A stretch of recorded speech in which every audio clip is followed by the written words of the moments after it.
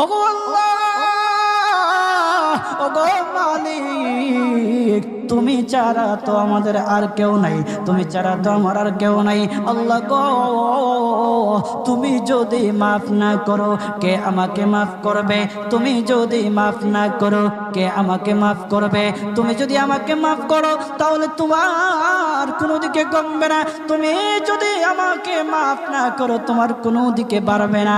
আল্লাহ গো, তুমি আমাকে মাফ করে দাও। সারাটা জীবন অন্যায় কাজ করেছি, সারাটা জীবন নাফরমানি করেছি, আমার কাছে কালেমার দাওয়াত কম আসে নাই, আমার কাছে কালেমার দাওয়াত কম আসে নাই, আমাকে লোকেরা কম বোঝায় নাই। ওগো আল্লাহ, তুমি আমাকে মাফ করে দাও। মাফ না করলে কোথায় যাব, কার কাছে যাব?